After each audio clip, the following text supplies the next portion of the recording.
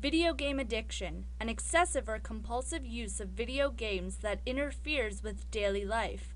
Doctors haven't yet diagnosed it as a disorder, so do video game addictions exist?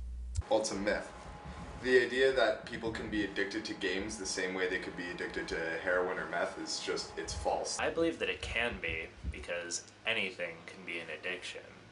I don't think gaming addiction exists. I think there's something called gaming compulsion. Gaming compulsion is an escape. You need an escape from reality. Say life isn't nearly as good as that character you have on World of Warcraft. You want to go on and get to that next level. You're so close, and once you get there, you'll get all these abilities and open to this new equipment and stuff. Whereas in real life, what do you have to look forward to?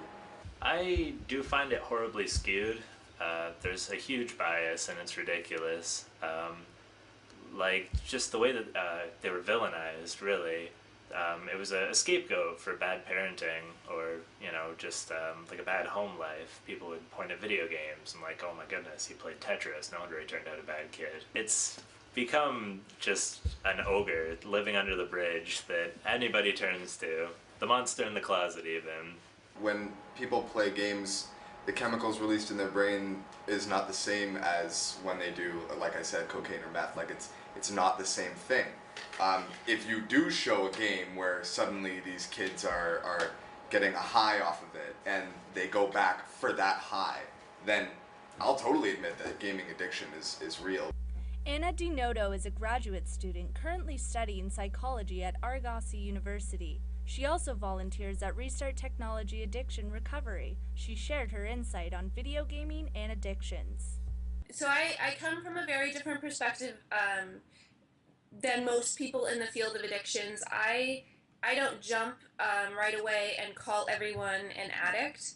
I like to actually use problematic use, and I think it's very much on a spectrum. Is it impacting their social, psychological, emotional, daily functioning? And that's going to vary from person to person. Is this just something they really enjoy, or is this something that they really can't stop, or is it a combo of both? I would usually wake up probably around 3 in the afternoon, 3 p.m., and then I would just go straight on the computer. I would be playing well the way through until 6 a.m., 7 a.m., 8 a.m.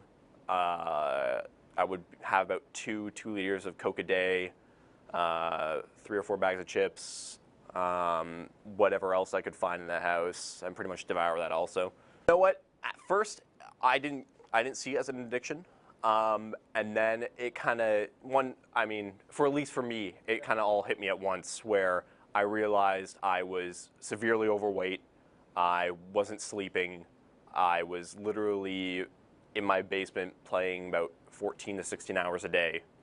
Apparently I was the big topic of conversation all the time, and they wanted me to go and get some help and stuff, and I never really knew it, but I mean, they were looking out for me. It's great that my family was concerned about me, but really, if you are addicted to games, you eventually do discover it yourself. You will hit, I guess, rock bottom, if, I mean, that's even possible. I mean, it's not like heroin or crack or anything, but you do get to a point where you kind of look at yourself in the mirror and you're like, what kind of life am I leading right now? Andrew is a really fun character. He is always joking around all the time and very, very good at reading people's emotions and understanding what they're going through. He really likes to help out all of his friends. It's something that's really important to him. But when he's playing video games, he's not really paying attention to any of that stuff. Very rarely will he look away from his video game to realize that someone's upset in the room or something like that. Andrew spends a lot of his time playing video games or looking at ways to get better at video games or talking about video games, basically anything to do with video games. I'm not sure if he's addicted. I'm definitely worried for when a really great game comes out and he basically says that other things are more important. It's when he starts shifting priorities, that'll be when things start to go downhill for him, for sure.